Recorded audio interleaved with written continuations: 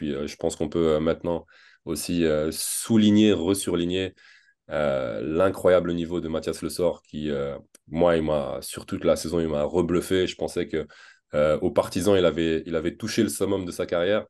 Mais là, j'ai l'impression qu'il a remis encore un ou deux échelons au-dessus.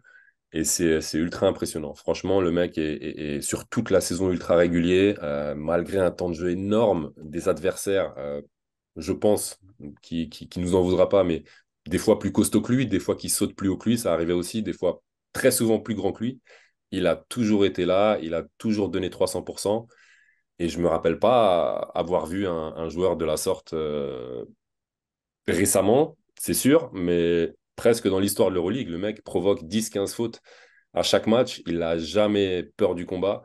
Et en général, quand tu es le coéquipier d'un joueur comme ça, tu es vraiment serein et tu as vraiment envie de te mettre le cul par terre aussi parce que si tu te le mets pas, tu as l'air d'un con parce que tu peux pas. Le gars, il joue 35 minutes, il a toujours le cul par terre et il est partout, il fait tout ce qu'il faut.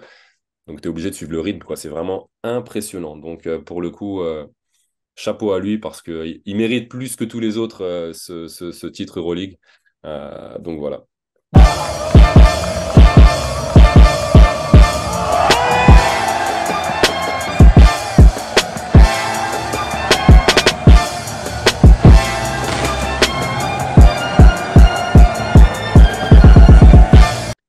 Salut à tous, bienvenue chez The Upset Media, dernière émission de la saison 2023-2024.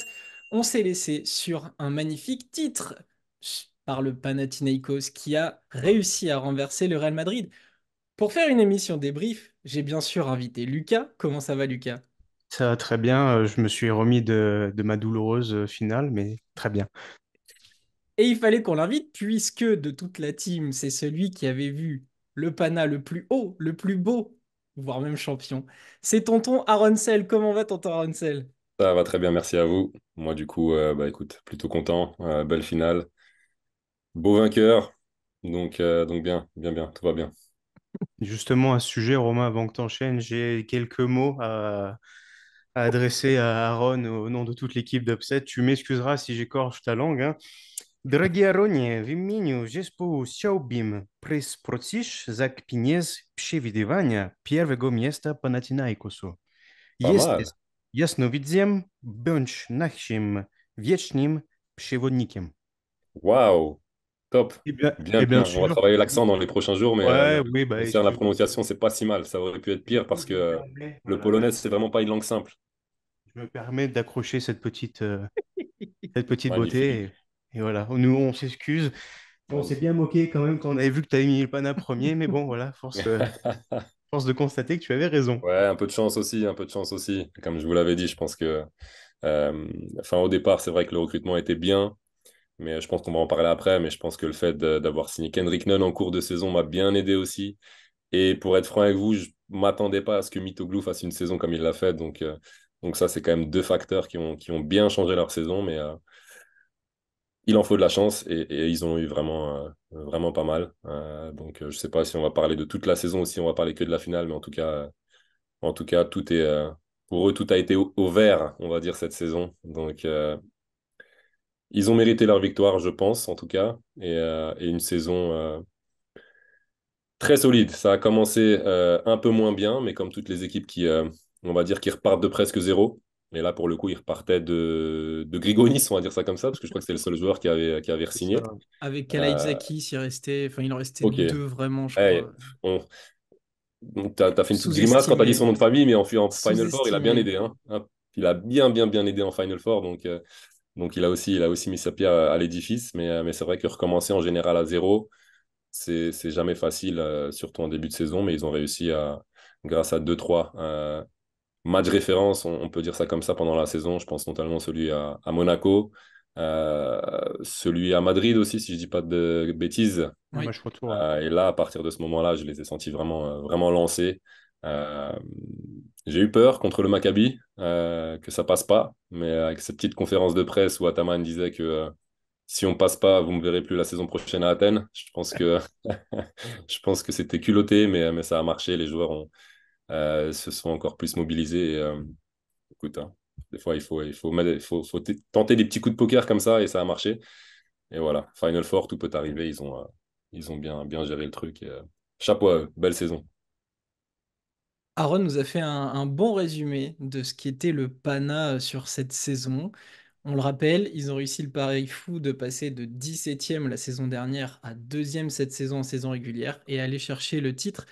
Incroyable pari de Giannakopoulos, incroyable réussite de la part d'Ergin Ataman.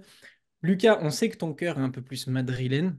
Bah, Tu as un petit peu souffert durant cette finale, mais finalement, qu'est-ce que toi tu retiens de ce Panathinaikos 2023-2024?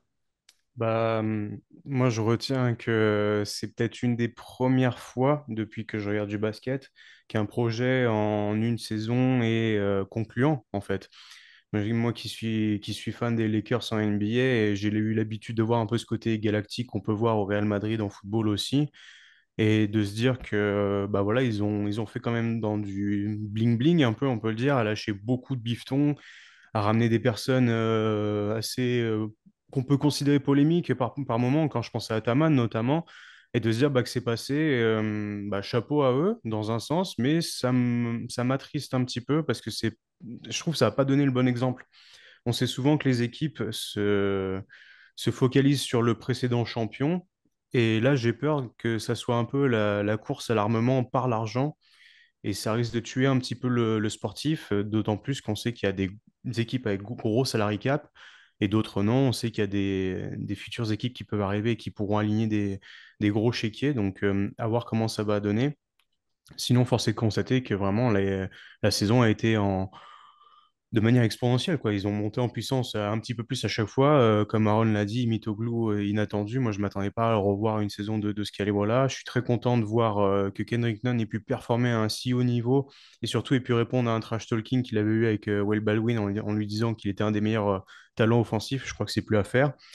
Et puis, je pense aussi à Kostas Lukas, qui, bah, en une année, a fait oublier tout le mélodrama qui s'est passé l'été dernier de partir de l'Olympiakos pour rejoindre Panathinaikos. Il est maintenant le seul joueur avec Jassikevicius à avoir gagné le titre, je crois, dans 3 clubs différents. Donc, c'est aussi un chapeau à tirer quand même. Voilà, c'est pas donné à n'importe qui de le faire. Ouais, lui, il a réussi à franchir cette marche après la deuxième place de la saison dernière avec l'Olympiakos. Lui, il a réussi à monter sur le toit de l'Olympe. Euh, on a parlé, cet effectif a beaucoup changé. Ce parcours un petit peu à la Ataman, et c'est peut-être un des points par lesquels j'aimerais commencer quand on va parler de cette finale. Est-ce que justement, c'est pas une victoire à la Ataman? Euh, L'équipe est montée en puissance comme il a pu le faire avec l'Anadolu les années précédentes. Et surtout, il s'est reposé sur un axe fort 1-5 qui le caractérise aussi beaucoup. Costas Lucas, Mathias Le Sort, ils ont été absolument magnifiques lors de cette finale. Est-ce que, ouais, cette finale, c'est pas une finale qui ressemble à Ataman, justement? Écoute, si, on peut un peu l'assimiler à un style Ataman. Je pense surtout que cette équipe du Pana était faite pour être très active, très mobile, très dynamique. Et je pense qu'en finale, ils ont un peu eu le Real à l'usure, si on peut dire ça comme ça. Même si c'est difficile d'avoir le Real dans quelconque domaine ce soit, parce que ça reste pour moi, ça reste l'équipe qui, sur 10 matchs, je pense que le Real bat, on va dire 7 fois, pour être gentil, le Pana.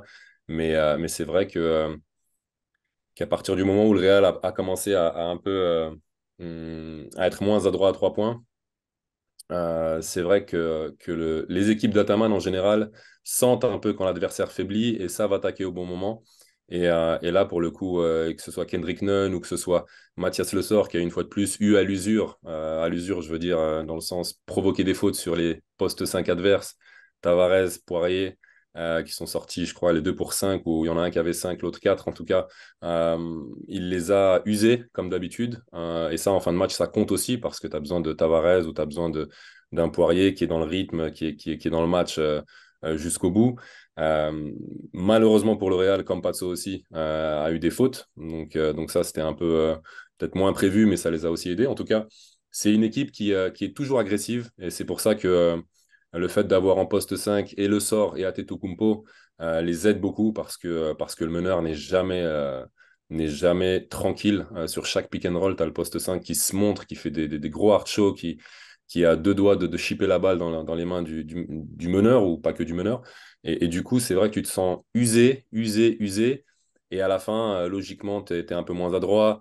Logiquement, l'adversaire commence justement à prendre un peu plus de rythme parce qu'il sent que toi, tu as un coup de moins bien. Et je ne sais pas forcément si c'était voulu, mais si c'était voulu, c'est vraiment un coup de maître parce que c'était selon moi la meilleure façon de gagner contre le Real, qui, on le sait, est super bien organisé comme personne en Europe, qui a un DNA, un charisme, un QI basket incroyable. Mais c'est vrai aussi qu'ils ont déjà un certain âge. Et c'est pas simple de résister à ce genre de rythme à chaque fois, que ce soit défensif ou offensif aussi, parce que le Pana, une fois qu'ils ont le rebond, ça va vite. Donc sur cette finale, ça les a vraiment aidés. Lucas, est-ce que tu as quelque chose à ajouter? Je vais chercher rapidement la fameuse stat qui est ressortie. Donc, les statistiques sur donc Tavares, Poirier, Stanley, Papagiannis et Motley sur le Final Four, c'est 22 points, 12 rebonds en 66 minutes de jeu total. Et Mathias Le Sort tout seul, c'est 34 points, 16 rebonds en 64 minutes. Donc, il a été une fois de plus surpuissant. Ça rejoint ce que tu disais, Romain, sur cette connexion 1-5. Mais ce que je trouve qui a été vraiment fort de la part d'Ataman, c'est d'arriver à influer cet état d'esprit qu'il a des joueurs auxquels je n'aurais jamais imaginé que ça puisse arriver. C'est-à-dire un Luca Vildosa qui a été au fond du trou toute l'année. Je m'attendais pas à ce qu'il y ait un moment où ça déclique, ou tu sais, c'est vraiment arriver à faire sentir l'odeur du sang, un peu comme Aaron a dit, où voilà, là, les gars, là, on prend un temps mort, mais c'est juste pour vous dire que on est en train de les fumer, on va le faire tout doucement, on va les taper, tranquille. Et il y a quand même quelques joueurs qui sont vraiment alors, je pense aussi à Papa Petru, mais il s'est plus sublimé sur la série face au Maccabi.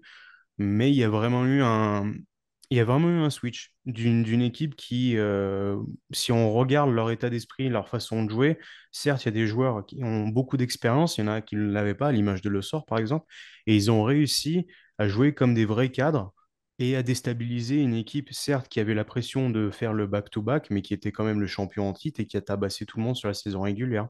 Je trouve ça très fort. Et j'aurais presque envie de te dire que qu'Ataman a même réussi à se déjouer de Chus Mateo sans grande difficulté. C'est-à-dire en capacité d'ajustement.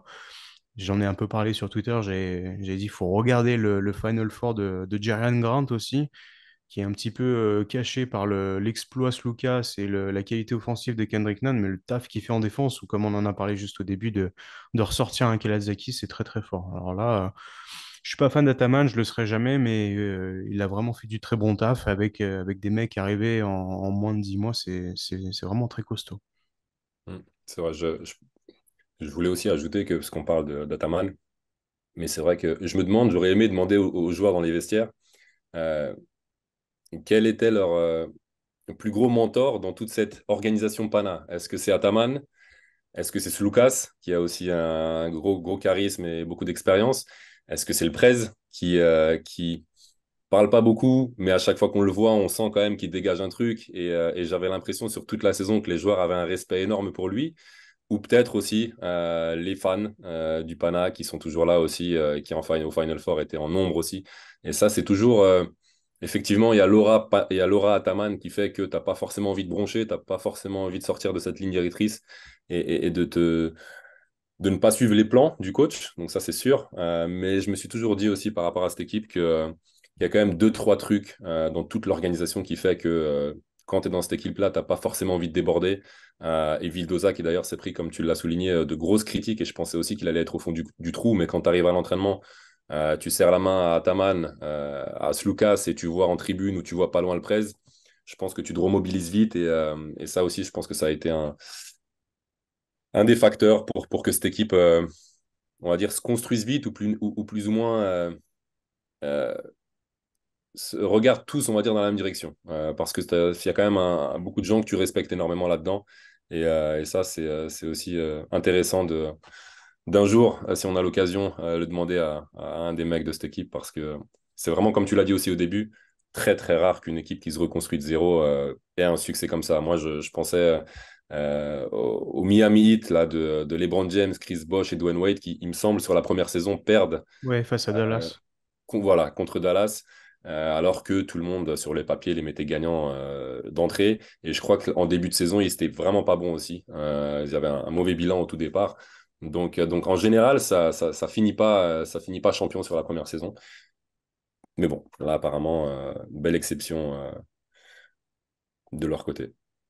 Je suis en train de penser d'ailleurs, mais j'ai peut-être manqué une ou deux vidéos, mais j'ai pas souvenir d'avoir vu Giannakopoulos exulter de joie à la fin du match. Je l'ai trouvé très sobre, enfin du moins la fin du quatrième quart-temps, il bouge très peu, il est vraiment aux antipodes de ce qu'il est. Donc ça montre aussi un certain respect du sport, de la compétition et de la compréhension de ce qu'est gagner un Final Four, gagner l'Euroleague. Donc Mm.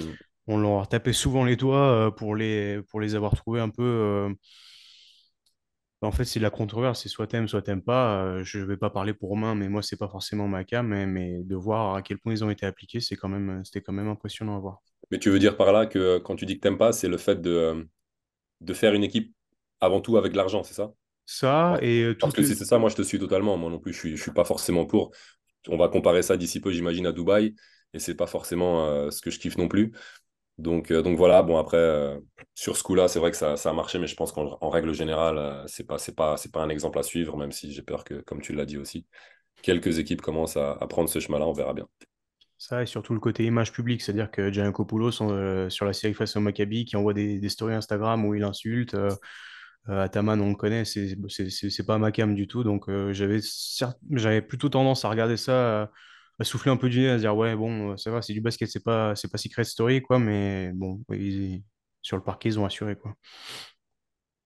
J'ai trouvé que, à travers ce que vous avez dit, puis à travers ce qu'on a vu, que le Panathinaikos avait finalement créé un vrai groupe, un vrai collectif, qui a complètement fait déjouer un Real Madrid qui jusque-là était un collectif très fort, très huilé, très très bon. On l'a vu sur le premier quart-temps, il leur passe 36 points, le Real. J'ai noté, c'était le record de points sur un quart-temps cette saison. Donc ils en mettent 36. Et d'un coup, plus rien. Les vannes complètement fermées. Le pourcentage qui au début du match était absolument stratosphérique, 73% à 2 points, 67% à 3 points pour le Real.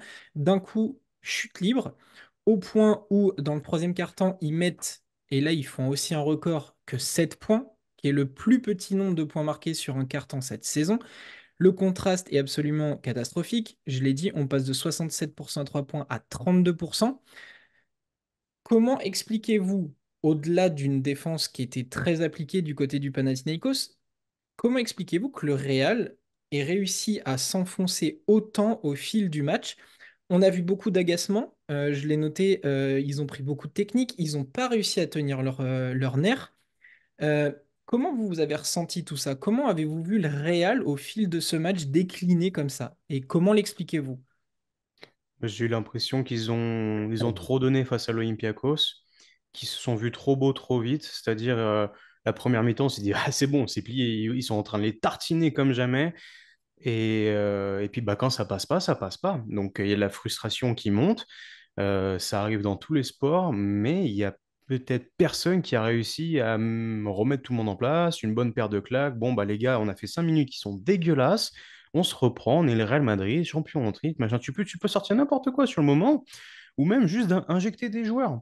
Je vais y arriver tôt ou tard, moi je vais y arriver tout de suite, mais Monsieur Chus Matteo, comment ça se fait que vous faites rentrer Fabien Causeur et de la deuxième période, on ne le voit plus et tu te fais tabasser par Slucas, tu te fais tabasser par Kendrick Nunn, qui est à trois fautes personnelles à la fin du premier quart-temps ou des 15 premières minutes de jeu, donc qui joue un peu avec bah, les mains dans le dos. Et tu te dis pas, faut le canasser ces mecs-là. Mais j'ai vu aucune réaction de leur part. Tout le monde a râlé, comme tu l'as dit. Ça s'est focalisé sur Tavares et Poirier, alors qu'il y a quand même nettement plus d'armes du côté Real Madrid. Alors certes, ça arrive à tout le monde. Toi-même, tu étais le premier à me le dire sur WhatsApp pendant le match. Romain, ça arrive à tout le monde de passer à travers à 3 points et voilà, tu finis par avoir un petit écart qui se crée.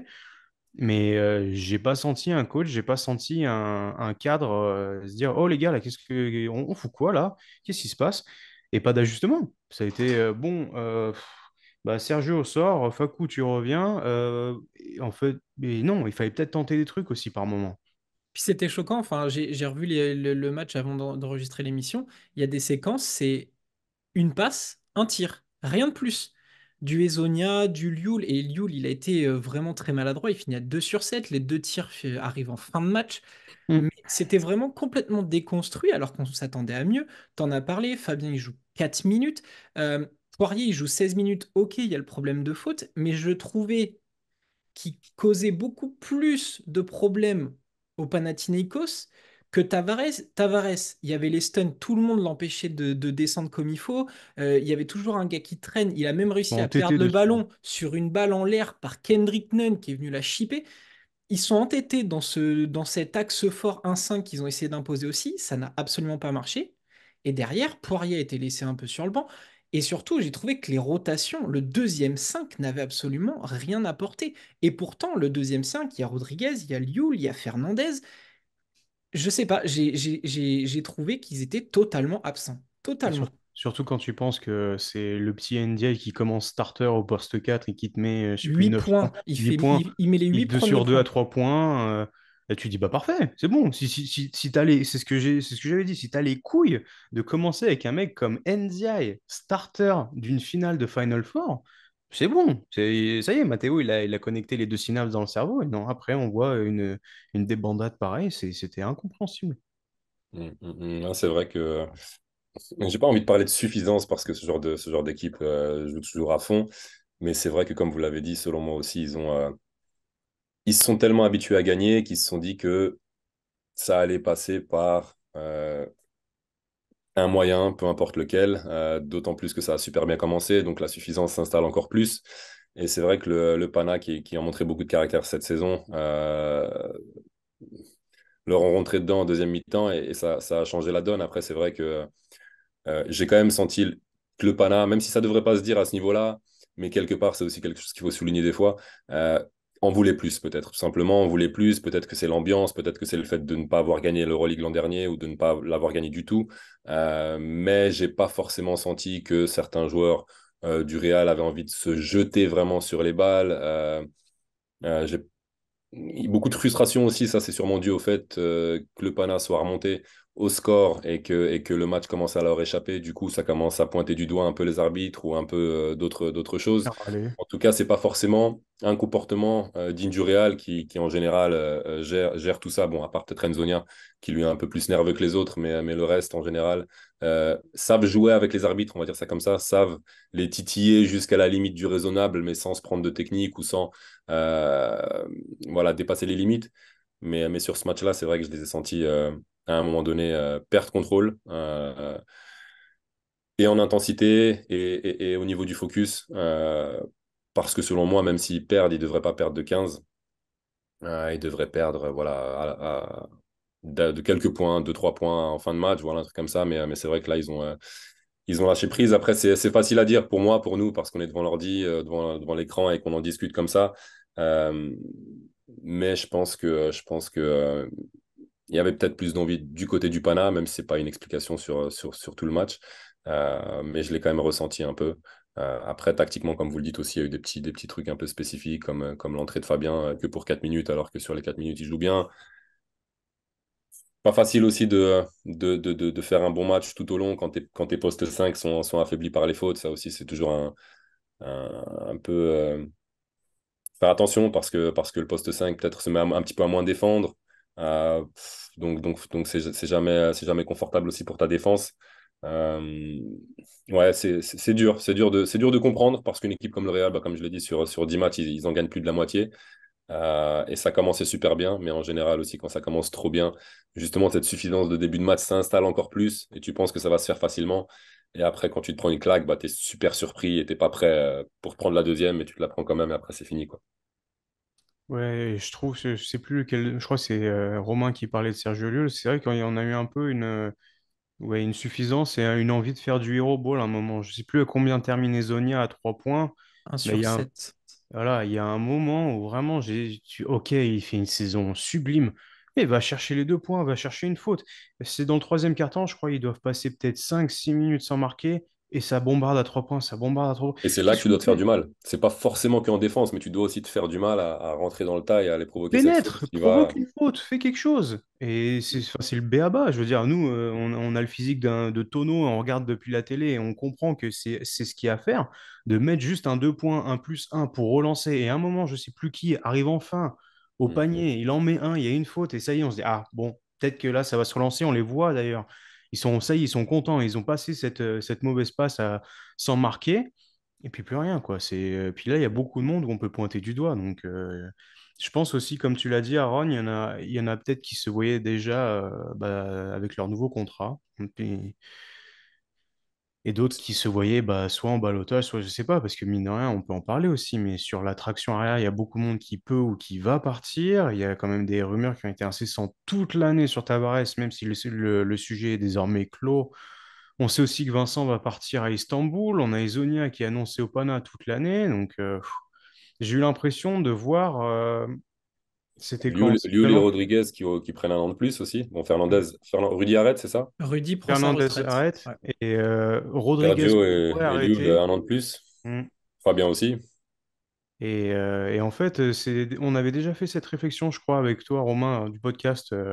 Ça devait être Mike James, Rizaché, Real Madrid, où on s'est dit, il y a un coup de mou.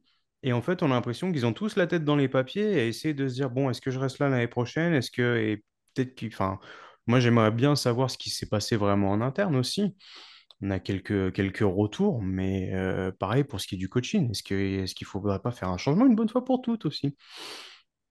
Ça, c'est ta muse depuis, Ah oui, depuis l'an mais dernier.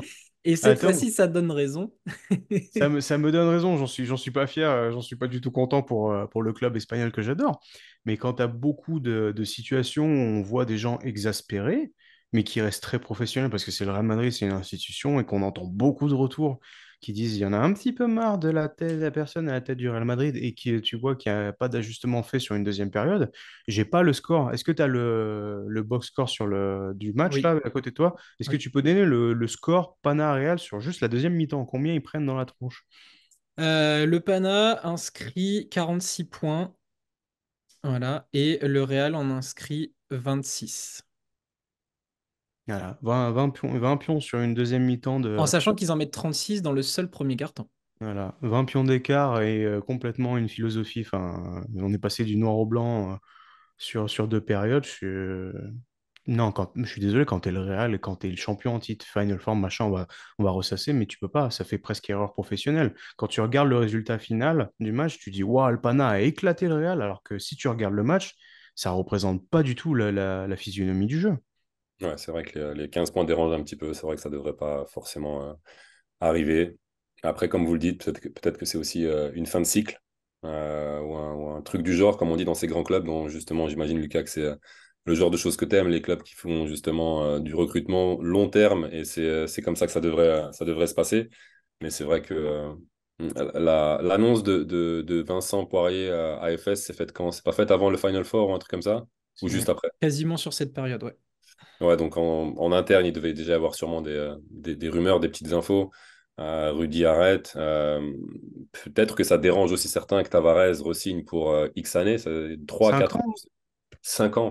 C'est 5 5 ans, ans, non? ouais. C'est 5 ans le 5 chiffre ans, qui est le mec va sorti, jouer ouais. jusqu'à 46 balais, quoi. Tu sais, ça en club, c'est vrai qu'en interne, je sais pas forcément comment il est perçu dans le vestiaire. Bon, j'ai pas l'impression que quelqu'un l'aime pas, mais ça, c'est vrai que quand quelqu'un re-signe 5 ans, tu as envie de regarder le presse et de te dire, hey, moi, je suis Campazzo, on me re-signe pas, et moi, je suis Gabriel Deck, on me re-signe pas, moi, je suis Guerchania Bouzélé, on me re-signe pas 5 ans. Donc, c'est vrai que c'est toujours des petits trucs qui font parler. Est-ce que le coach a bien géré aussi tout ça? J'en sais rien. Mais bon, je vais pas non plus, on va pas non plus leur cracher dessus, parce qu'ils sont quand même arrivés en finale de l'Euroleague, hein. Mais c'est vrai qu'il y a sûrement en interne des petits soucis ou des petites choses qui vont sûrement changer d'ici peu. À voir. C'est vrai qu'on sait aussi que Moussa et Enzonia sont deux joueurs à fort caractère. C'est pas des mecs qui se laissent marcher dessus et qui disent rien, quoi. C'est des mecs qui aiment dominer aussi sur le terrain, qui aiment, comme vous l'avez dit, faire du hero ball, de prendre la balle et d'essayer de gagner le match à eux-mêmes. On les avait Sur en cette finale, MVP d'ailleurs sur le pronostic, tu vois, MVP du Final Four, on avait, je crois, Romain et moi, on avait Moussa tous les deux, donc. ouais. Ouais, ouais, bah c'est un bon profil pour être MVP, mais bah, il a pas été mauvais. Après, c'est vrai que où le reste de l'équipe n'a pas suivi, ou peut-être qu'il aurait pu être meilleur. Il a aussi fait des matchs déjà à 30 points, voire plus. Donc peut-être qu'il aurait pu être meilleur à voir, mais bon, c'est vrai. Après, c'est vrai que une des grosses raisons aussi sur cette finale, c'est la façon dont Campazzo a déjoué, parce que quand même sur toute la saison, c'est quand même leur maestro. Et même si on adore et on respecte énormément Sergio Rodriguez, c'est vrai qu'en finale, Campazzo leur a manqué aussi. Il était très frustré.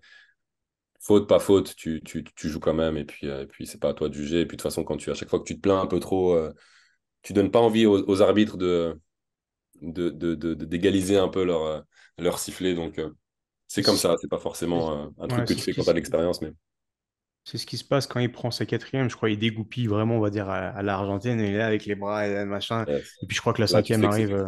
très Ouais. rapidement derrière. Et tu dis, bon, bah, c'est bon, terminado, quoi. Là, tu sais Alors que c'est qu'il a fini. été très malin, je crois que c'est dans le troisième quart-temps, où sur une remise en jeu, il prend une faute. Et derrière, il a l'intelligence d'aller rechercher son adversaire et il provoque le passage en faute, en force. Et à chaque fois, il a été très intelligent sur certains coups. Mais ouais, à un moment donné, ils ont complètement lâché prise. Mm. Il- il- Ça se ressentait, je sais pas. C'est très bizarre. Ouais, après, ouais.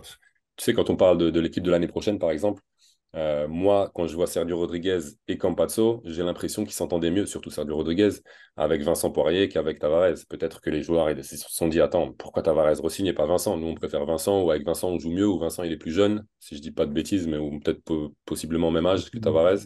Toujours est-il que ça a effectivement pu créer aussi un petit conflit en interne, on n'en sait rien. Et ce qui est bizarre, c'est que enfin, Vincent va partir, on prolonge Tavares 5 ans.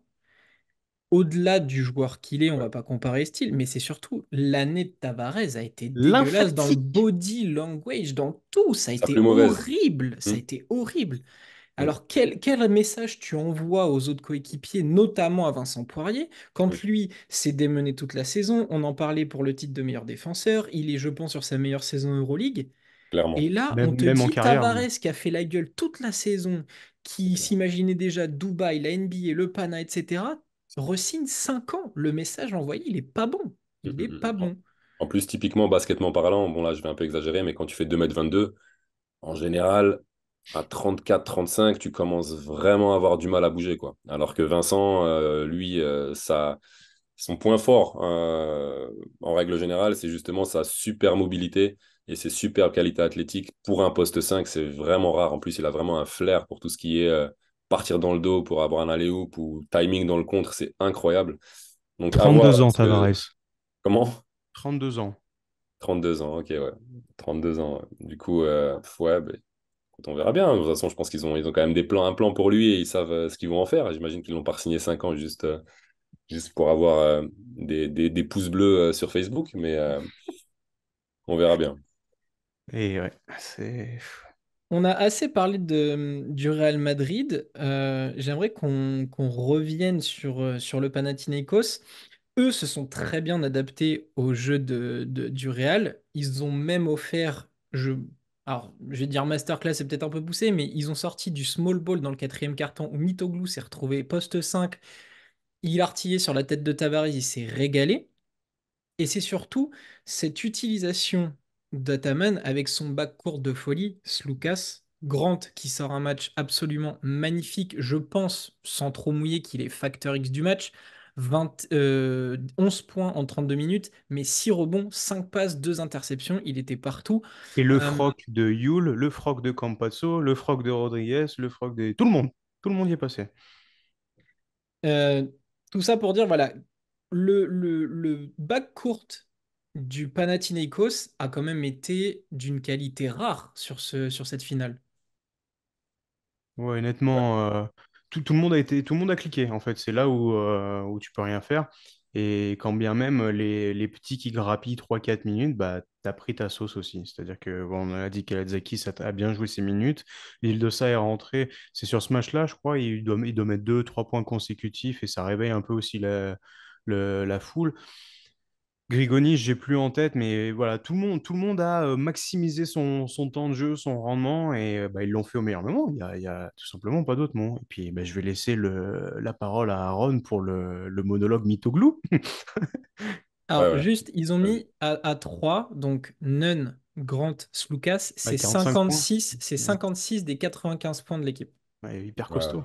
Non, c'est impressionnant. Et puis ce que j'ai aimé aussi, ce qu'on peut aussi surligner dans cette équipe, qu'on n'a pas dit pour le moment, c'est que en si peu de temps, chacun a réussi à trouver son rôle dans l'équipe. Et j'ai pas eu l'impression que qui que ce soit jaloux du rôle du pote, par exemple. Tu vois, j'ai vraiment senti même des mecs qui avaient un temps de jeu ou une responsabilité similaire, comme par exemple, je sais pas moi, Grant et Grigonis. Sur la saison, je les ai jamais vus. Se prendre la tête ou se faire Ouais. je sais pas moi, des signes de la main comme quoi l'un envers l'autre avait un problème.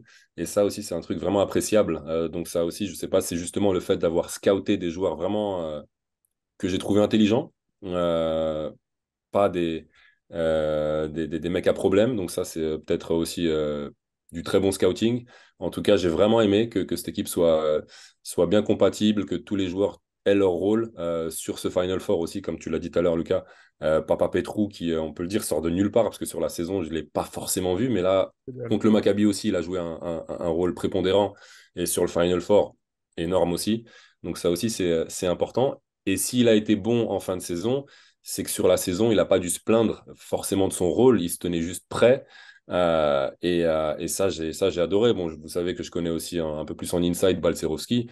Je l'ai eu une dizaine de fois sur la saison au téléphone. Au début, il jouait, après, il jouait pas, après, il jouait, et en fin de saison, il n'a pas du tout joué. Mais à chaque fois que je l'ai appelé, alors que c'est un garçon super ambitieux et c'est un garçon qui veut toujours jouer, toujours être le meilleur possible, etc. Il s'est jamais plaint. Il m'a dit qu'il était aux anges d'être là, qu'il travaillait dur aux entraînements et qu'il sentait que tout le monde aussi jouait dur et tout le monde aussi voulait être là. Petite seconde. Et du coup, ça, c'est un truc que j'ai vraiment adoré parce que c'est rare sur une équipe jeune, enfin jeune, fraîchement construite, on va dire ça comme ça. Donc, ça prouve que sur cette finale, justement, c'est un peu la conclusion de cette saison où tout le monde s'est bien goupillé et ils ont tous pris du plaisir. En tout cas, c'est l'impression que ça a donné sur cette finale. Et voilà. Et tout à l'heure, on a parlé de Mitoglou.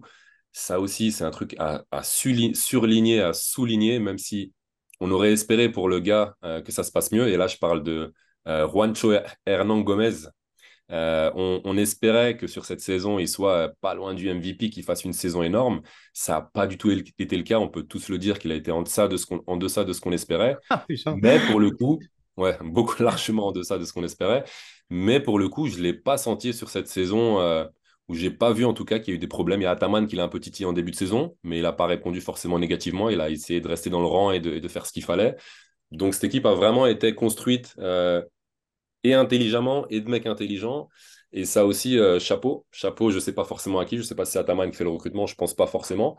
Mais toute l'équipe était, tous les joueurs étaient au diapason de l'équipe. Et ça s'est montré en finale. Donc ça, c'est vraiment un truc, comme vous l'avez dit, hein, tout le monde, en dehors du trio qui met 60 points ou presque, tout le reste, son focus et tout le reste font une défense super importante ou mettent un panier ultra important. Donc c'était vraiment le Final Four de rêve pour le Pana. Et niveau basket, en tout cas, ou niveau team spirit, c'était vraiment un super bel exemple de leur part sur cette finale. Et puis, je pense qu'on peut maintenant aussi souligner, resurligner l'incroyable niveau de Mathias Le Sort qui, moi, sur toute la saison, il m'a rebluffé. Je pensais que aux Partisans, il avait touché le summum de sa carrière.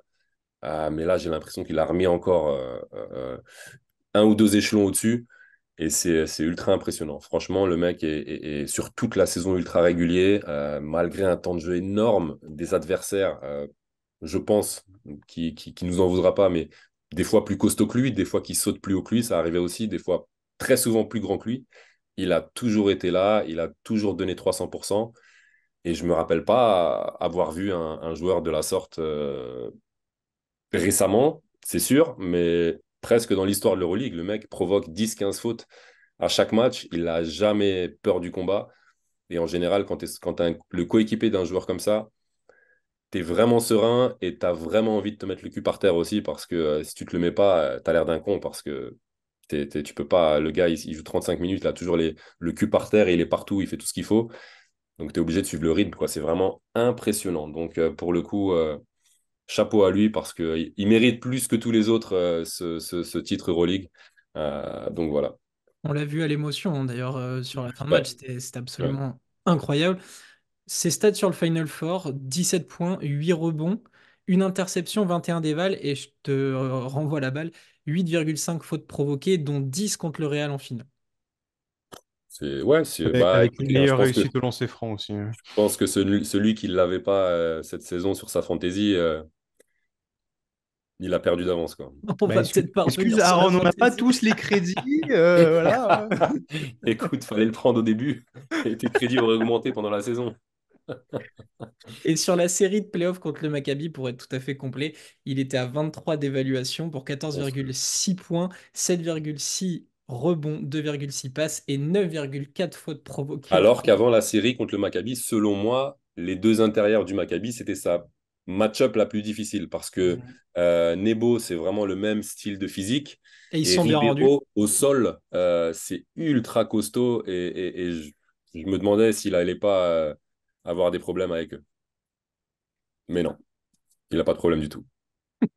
Moi, je suis hyper content pour le sort aussi. C'est peut-être la seule vraie grosse satisfaction que j'avais de cette victoire du Panathinaikos. Ah bah on a trouvé une satisfaction.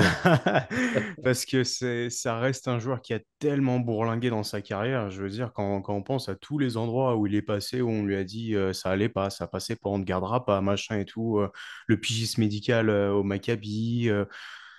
Passage à Voilà, Zvezda, ça on y ne garde est. pas Voilà. Monaco. Monaco. Pour la petite histoire, bon, je vais peut-être abuser là, je vais pas tout remettre sur moi, mais mon équipe, en tout cas quand je jouais à Monaco, on l'a joué quand il jouait à Chalon et il jouait pas forcément beaucoup, mais contre nous, je sais pas si l'intérieur principal s'était blessé ou quoi, mais contre nous, il avait lancé sa carrière et on peut le dire franco parce que à 18 ou 19 ans, il avait fait contre nous, je crois, 40 dévals avec Chalon sur Saône. Euh, et il avait joué déjà dans ce style-là, c'est-à-dire hyper actif, et on s'y attendait pas du tout. Moi, j'étais le moins expérimenté de cette équipe de Monaco, donc voilà. Mais le reste, les autres joueurs, pareil, s'y attendaient pas du tout. Et il nous a explosé et on a perdu à Chalon-sur-Saône. Et je crois que c'était vraiment, vraiment l'un de ses premiers matchs pro. Et c'était incroyable parce qu'en général, tu commences sur un premier match à 5, 6 déval ou 10, 15. Et je crois qu'il avait fait 40 en pro A. Donc ça, c'est à vérifier, ça. Mais Je suis sur le coup. On ouais, ira ouais, ouais. on va Et voir je me après. rappelle d'un 3 points, je reçois la balle tout seul dans le corner. Bon, maintenant, je vous raconte des anecdotes qui sont peut-être pas. Euh, On prend. c'est peut-être pas le moment, mais c'est pas grave. Je me lance tout seul dans le corner. On me fait la passe, passe, passe. Jeu collectif monégasque qui marchait à merveille jusqu'à ce match. Je reçois la balle dans le corner. Lui, il est dans la raquette. En général, j'arme tranquille et ça rentre dedans. Là, je prends mon temps, je shoot et il contre mon tir à 3 points. Et ça, c'était un truc euh, qui n'arrive jamais en général. Et là, un gamin de 19 ans qui te fait ça, tu te dis, oula, là, il y a un joueur qui est un peu différent des autres. Parce que si à cet âge-là, il fait déjà des trucs comme ça, c'est que, bon, après, je prévoyais évidemment pas une si belle carrière, parce qu'on sait jamais comment ça se passe après. Mais ce match-là, je me rappellerai.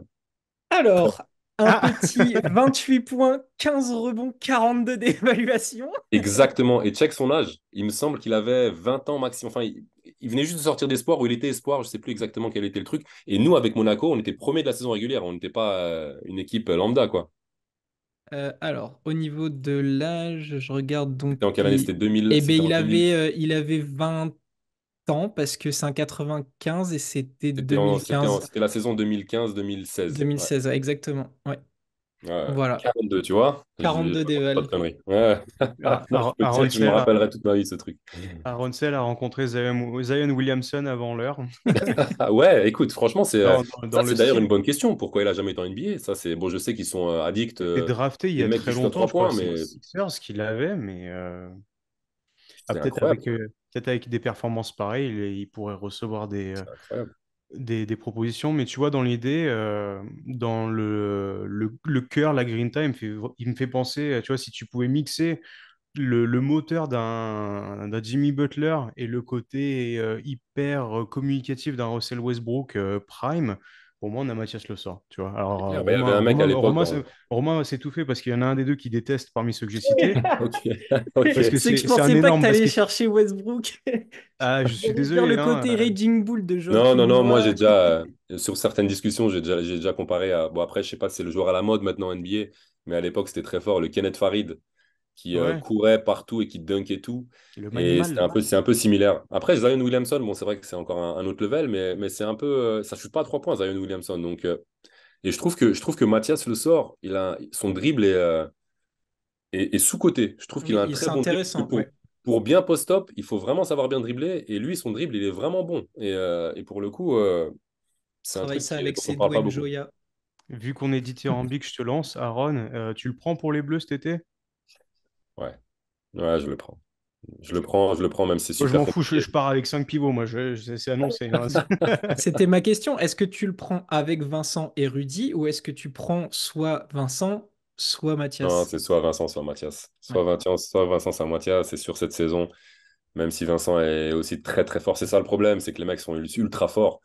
Et c'est dur pour moi voilà, d'en citer un. C'est vraiment une galère. Je pense que Vincent Collet est aussi dans une galère parce qu'en plus, Vincent était sur les fenêtres internationales, si je dis pas de conneries.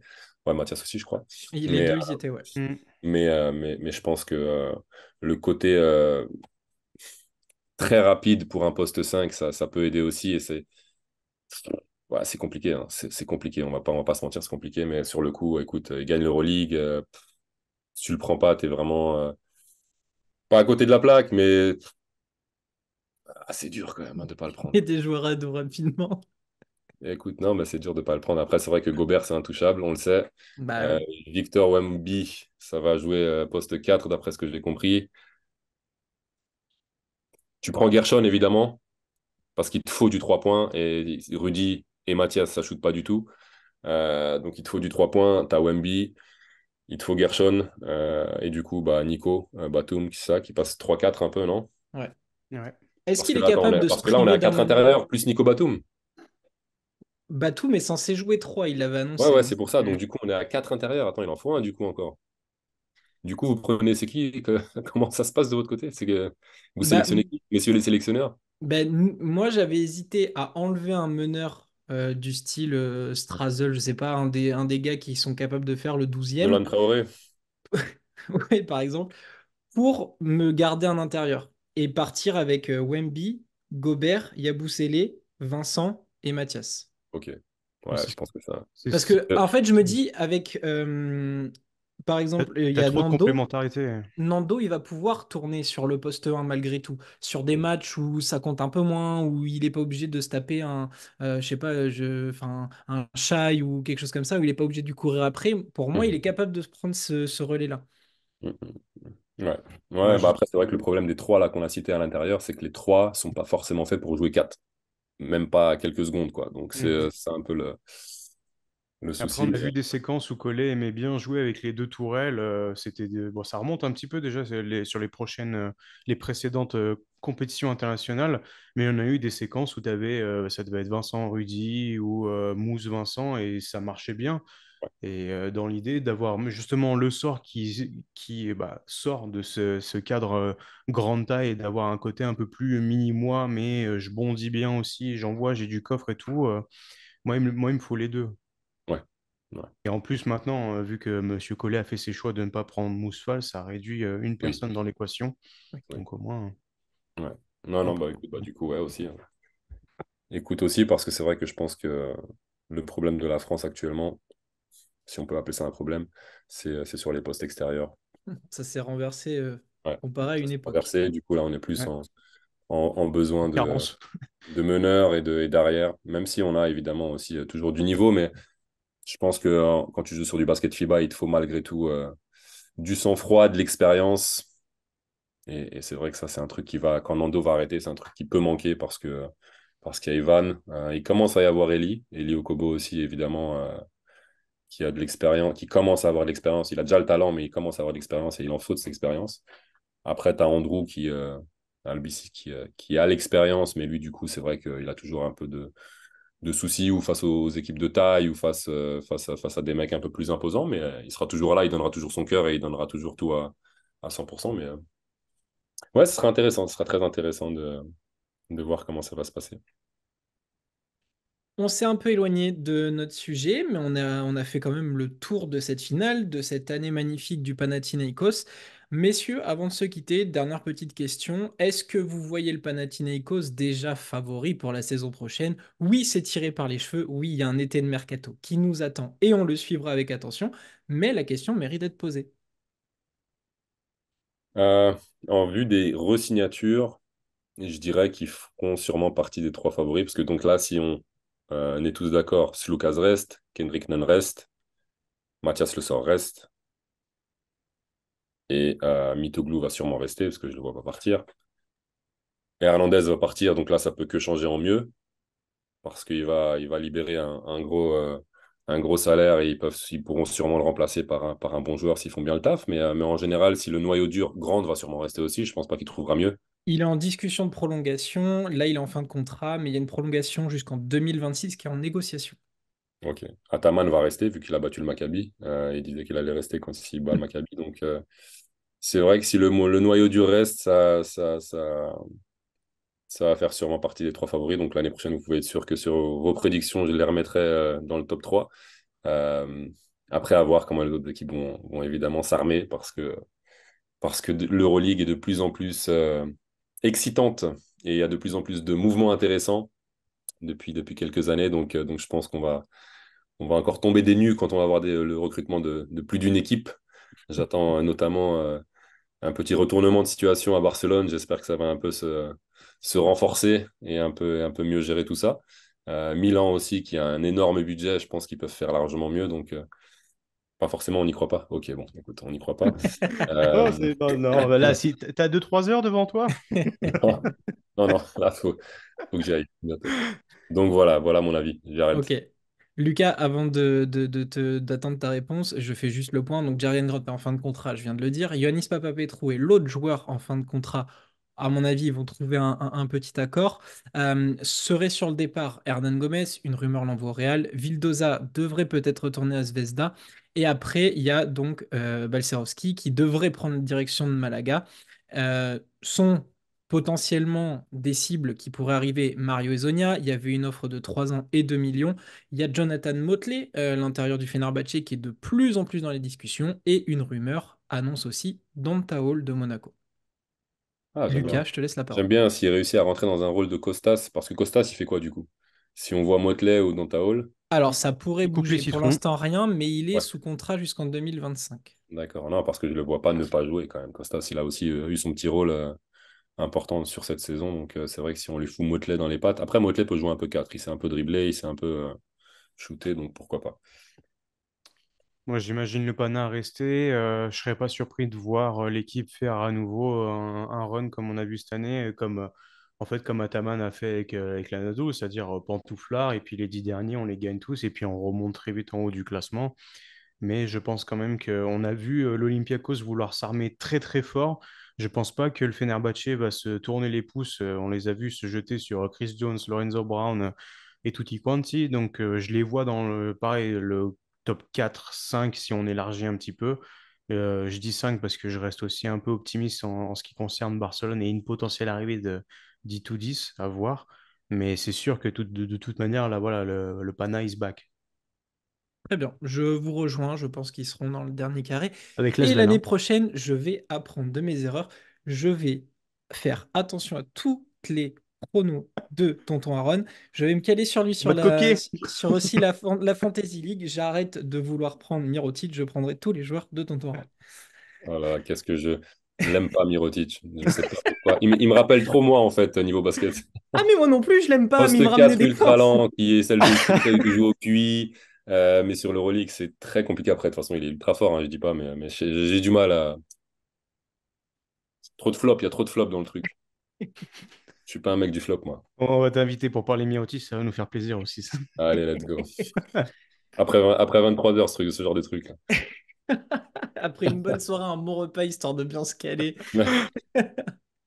Lucas, Aaron, merci beaucoup de m'avoir accompagné sur ce débrief de cette finale Euroleague et de cette saison qui a vu donc le Panathinaikos être couronné en Euroleague. Euh, une saison qui a été quand même incroyable pour nous, pour vous, pour le basket européen en général. On se revoit très bientôt, je l'espère. Tonton Aaron avec ton nouveau métier, voilà. Je ne sais pas si on peut le dévoiler, mais en tout cas, Si, tu as si, un si, nouveau pas de problème, métier. pas de problème. Donc, Tonton Aaron est Directeur devenu sportif, directeur sportif d'un club en Pologne qui devrait c'est donc ça. jouer une Coupe d'Europe. Pas encore l'Euroleague, c'est pas pour tout de suite, mais on suivra ça avec attention. On se dit à bientôt pour de nouvelles aventures. Regardez du basket avec passion et à très bientôt. Ciao, Ciao. ciao! Ciao, ciao, merci beaucoup.